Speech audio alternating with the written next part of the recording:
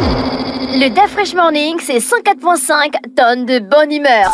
Tous les matins sur Urban FM. La meilleure radio de la capitale. La meilleure radio de la capitale.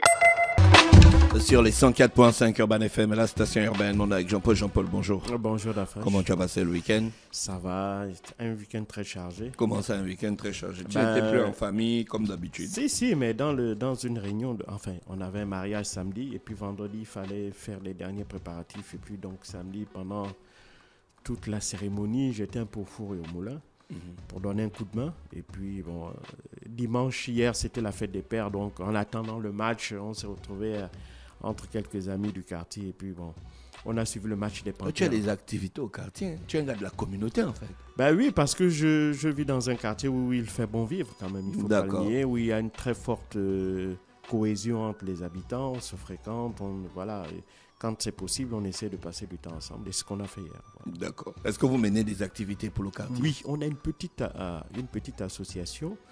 Une petite association ou un petit regroupement?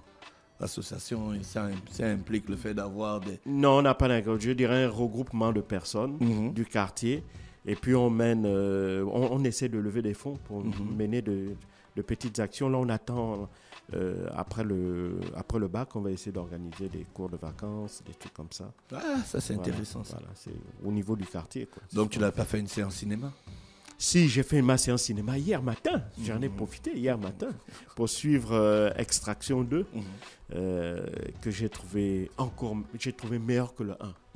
Ah bon? Ah ouais, j'ai trouvé meilleur que le 1. En termes d'action? Oui, en termes d'action. Je trouve que vraiment en termes d'action, parce que tu vois, dans le 1, l'action se passe un peu dans un pays en voie de développement. Donc, tu sens que... Même si là, c'est très bien, Extraction 1, vraiment, il n'y a rien à dire. C'est vraiment un vrai film d'action. Mais dans le 2, tu sens qu'ils montent en termes de cascade, en termes d'action, en termes d'intrigue. On monte un peu plus et puis on en sait un peu plus aussi sur le personnage principal de Tyler Rake. Ouais, voilà, on le découvre le découvre un peu plus. Et puis maintenant, après, on voit que, bon, apparemment, c'est parti pour ce sera peut-être pour un troisième volet, puisqu'à la fin, c'est clair, on nous dit qu'il y aura un troisième volet, quoi. Ouais. L'actualité internationale nous emmène où ce matin? On va au Mali, où, évidemment... on assiste à la fin programmée de la mission multidimensionnelle des Nations Unies au Mali, donc la MINUSMA. Il faut savoir que la MINUSMA est déployée au Mali depuis 2013 à la suite de la percée de la menace djihadiste qui venait du nord du pays. Et donc, à cet effet-là, donc, les autorités maliennes avaient obtenu des Nations Unies donc, la mise en place d'un groupe de casques bleus. Ils sont environ 12 000 hommes. Composés essentiellement de militaires et de policiers. Et donc, leur mission est justement d'assurer la protection des populations civiles, de la lutte pour les droits de l'homme, ces questions-là. Et donc, depuis 10 ans qu'ils sont au Mali, malheureusement, le pays est toujours en proie à la menace djihadiste, plus que jamais. Mais il faut savoir que les relations entre la MINUSMA et le gouvernement malien se sont particulièrement dégradées après le coup d'État de 2021 qui a vu l'arrivée au pouvoir du colonel Assimi Goïta. Et donc, à partir de là, il va y avoir une véritable détérioration des relations parce qu'il faut savoir que la plupart des pays qui soutenaient la MINUSMA, c'était les pays membres du Conseil de sécurité qui étaient des Occidentaux, donc la France, la Grande-Bretagne et les États-Unis essentiellement. Et donc, avec l'arrivée du colonel Assimi Goïta au pouvoir et son rapprochement avec Vladimir Poutine, donc cet axe Bamako-Moscou, dès lors qu'il s'est mis en place, les choses n'ont fait que se dégrader déjà dans les relations diplomatiques avec la France, qui est quand même la principale puissance là, qui avait des relations séculaires avec le Mali. Et cette dégradation s'est traduite petit à petit dans tous les domaines, d'abord politique, puis économique, puis diplomatique. Et maintenant, on est sur le plan sécuritaire, puisque avec le départ déjà des troupes françaises du Mali qui ont été redéployées au Niger. Et donc, il restait la mission des Nations Unies, des casques bleus au Mali. Et donc, cette mission-là va certainement s'arrêter, puisque Abdoulaye Diop, le ministre malien des Affaires étrangères, lors de la réunion justement le week-end dernier qui visait à savoir s'il fallait prolonger ou pas le mandat de cette mission-là au Mali, a clairement fait savoir que le gouvernement demandait l'arrêt pur et simple de cette mission. Alors, cet arrêt-là, en fait, cette annonce était plus ou moins attendue de la part des autorités maliennes pour les raisons que je viens d'indiquer. Déjà une dégradation, même sur le plan opérationnel, entre l'armée malienne et les soldats de la MINUSMA. Mais pire encore, la relation, après s'être dégradée, comme je l'ai dit, avec certains pays occidentaux, dont la France en tête, les relations ensuite se sont dégradées avec les Nations Unies, avec le secrétariat général des Nations Unies. Et pire, la Commission des droits de l'homme, qui avait diligenté une mission par rapport aux événements qui s'étaient déroulés à Moura, donc cette ville située au nord du pays, dans laquelle avaient été menées des opérations selon le gouvernement malien, qui avait entraîné la mort de 500 individus djihadistes selon le gouvernement. La Commission des droits de l'homme avait diligenté une enquête parce qu'elle estimait, voir 500 individus décédés, il fallait déterminer les causes. Et selon le rapport qu'elle a rendu, j'en avais parlé ici, elle accuse plutôt que ce ne sont pas des djihadistes qui ont été tués, mais plutôt des hommes et des femmes, des civils qui ont été tués. Et ils ont été tués non pas dans le cadre de l'opération djihadiste, mais ils ont été tués par l'armée et leurs supplétifs, avec des supplétifs dont ils ne citent pas la nationalité, mais dont on comprend parfaitement qu'ils parlent évidemment là des soldats russes qui sont déployés au Mali depuis déjà 1 an. Et donc, ce rapport-là, ce rapport explosif, parce qu'il incrimine il incrimine le pouvoir malien, il le rend responsable de violations de faits de droits de l'homme. Et donc, et même ces accusations-là sont très graves parce qu'elles devraient normalement faire l'objet de poursuites auprès de la Cour pénale internationale, puisque le Mali est signataire du traité de Rome. Et donc, en réalité, les relations étaient déjà fortement dégradées entre, je l'ai dit, le pouvoir malien et la MINUSMA, parce que déjà les opérations conjointes ne se faisaient plus. Les opérations de la MINUSMA n'opérait plus en coordination avec l'armée malienne. Et donc tout ça fait qu'aujourd'hui, on avait déjà même dépassé. Je pense que la publication de ce rapport-là sur les événements de Moura a été, si tu veux, la goutte d'eau qui a fait déborder le vase, ou bien le fait que pour le gouvernement malien, la MINUSMA ait franchi une ligne rouge. Et donc par rapport à cela, on avait atteint donc ce point de non-retour, et donc il n'était pas surprenant pour ceux qui sont des observateurs de la vie de ce qui se passe au Mali depuis déjà 3 ans. Il n'était pas surprenant de voir que le gouvernement allait demander purement et simplement le départ des forces maliennes. Mais qu'est-ce qui justifie, selon les autorités maliennes, ce départ de la MINUSMA? Eh bien, pour le gouvernement malien, par la voix d'Abdoulaye Diop, son ministre des Affaires étrangères, le Mali estime que la MINUSMA en réalité ne répond pas aux missions dont le gouvernement a besoin. Parce que je l'ai dit ici, la MINUSMA a un mandat qui vise à protéger les populations civiles, à stabiliser, à trouver les moyens pour stabiliser la paix dans le pays, à trouver les voies et moyens pour éventuellement lutter lutter contre d'éventuelles violations des droits humains. Mais la lutte contre les groupes djihadistes ne font pas partie de ces missions. Et ça, vraiment, c'est quand même quelque chose qui est assez étonnant. Ce qui fait que, véritablement sur le terrain, lorsque les soldats maliens font face à une menace djihadiste, si cette menace djihadiste-là ne s'en prend pas à elle, eh bien, elle n'a pas de raison de riposter. Elle n'engage le feu face aux djihadistes que si ceux-ci s'en prennent à elle. Et donc ça, évidemment, c'est un peu différent, par exemple, de la mission des Nations Unies, des casques bleus en RDC. Il faut savoir que dans la région de l'Est de la République démocratique du Congo, dans le Kivu, au nord et au sud Kivu, qui est une zone qui est en proie à la menace des milices armées, dont la milice M23, là-bas, le Conseil de sécurité a clairement donné un mandat offensif, si tu veux, aux casques bleus qui sont au Congo. Et donc, ils engagent le feu, ils traquent justement les groupes armés. Et lorsqu'ils arrivent soit à les mettre hors d'état de nuire, soit à arrêter ses membres et à les traduire devant la justice. Or, il est quand même assez étrange que le Mali, qui fait face à une menace, peut-être pas d'ordre djihadiste, mais quand même à une menace très dangereuse, n'ait pas la possibilité, n'ait pas eu ce même mandat-là, par exemple, que l'on ait octroyé au casque bleu en République démocratique du Congo. Donc pour le Mali,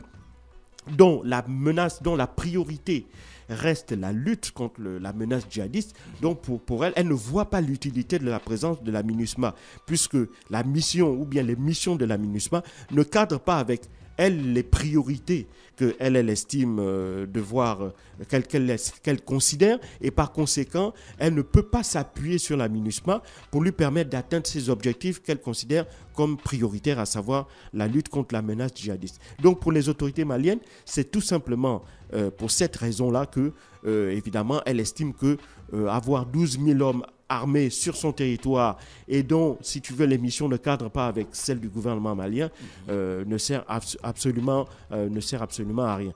Et donc, c'est la raison pour laquelle ils ont demandé, le gouvernement a demandé le départ l'arrêt de la mission pure et simplement de la MINUSMA, mais s'est déclaré ouvert à coopérer dans le cadre justement de préparer ce départ-là de la mission des casques bleus au Mali. Alors, qu'est-ce que ça va donner pour la suite? Il est peu probable que Antonio Guterres puisse aller à l'encontre des autorités maliennes, parce que le principe même d'une mission de casque bleu, c'est de venir en aide à un pays qui le souhaite. Donc, les casques bleus, pas venir s'imposer. Ils ne peuvent pas venir s'imposer parce qu'il faut qu'ils respectent la souveraineté de l'État en question. Et donc, de ce point de vue-là, je ne pense pas qu'Antonio Guterres puisse forcer la main aux Maliens en leur imposant maintenant la présence des casques bleus sur leur territoire. Il faut savoir que quelques jours auparavant, le secrétaire Antonio Guterres, qui avait commencé à réfléchir en fait depuis janvier 2023 à revoir peut-être les missions de casques bleus, n'a pas pu convaincre les autorités maliennes de l'importance de les maintenir sur place. Pourquoi? Parce qu'au départ, en janvier, il avait posé 3 options sur la table.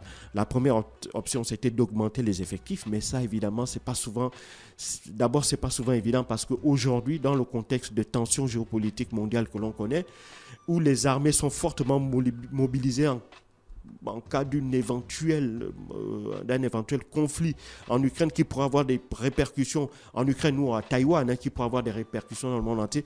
Donc les pays sont un peu frileux quant à fournir des contingents supplémentaires aux Nations Unies. Ça, c'est la première chose. La deuxième chose, c'est qu'il avait voulu dire que si on ne peut pas augmenter les effectifs, on va essayer de maintenir les mêmes effectifs, mais peut-être en essayant de faire évoluer leur mission. Mais il n'avait pas précisé dans quel sens. Et puis, la troisième option, c'était le retrait purement et simplement de l'ensemble des casques bleus au Mali. Ça, c'était les 3 propositions qu'il avait faites au gouvernement malien.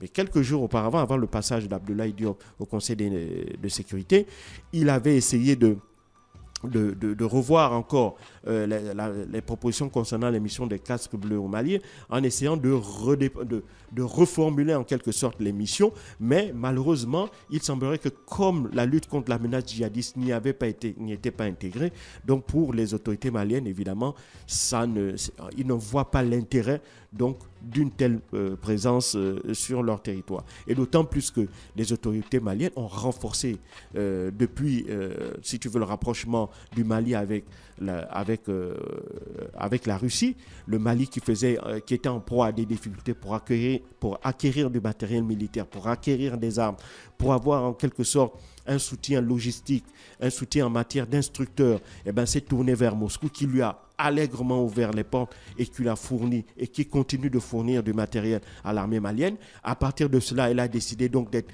beaucoup plus offensive sur le terrain, même si évidemment les résultats ne sont pas parfois à la hauteur des attentes, mais on sent véritablement qu'elle a la volonté, elle se donne les capacités aussi de vouloir reprendre la main et de vouloir restaurer l'autorité de l'État sur l'ensemble du pays.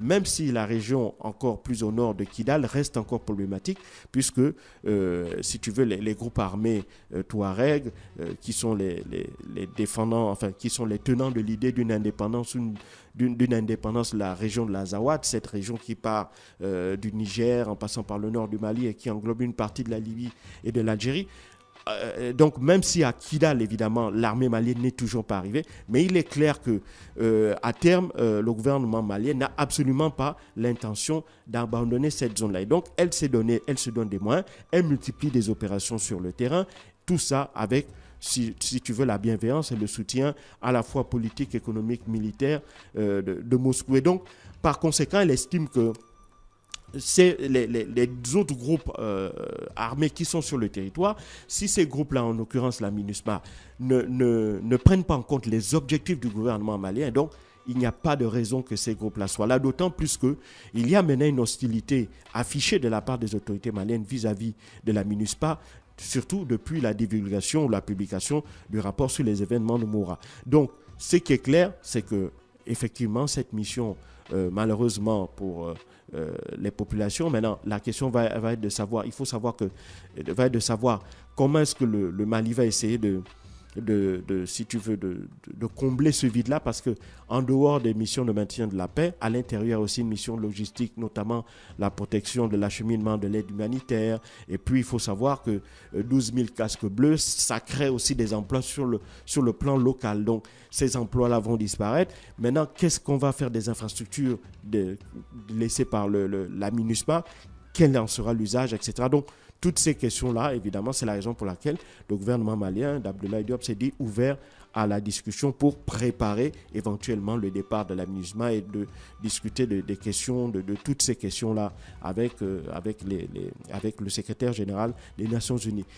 Alors, maintenant, la crainte aussi, c'est que si, évidemment, on voit, et il faut savoir que c'est la première fois dans toute l'histoire des missions de maintien de la paix sur le continent africain qu'un pays décide de mettre hors de ce pays, de mettre un terme aux missions de maintien de la paix.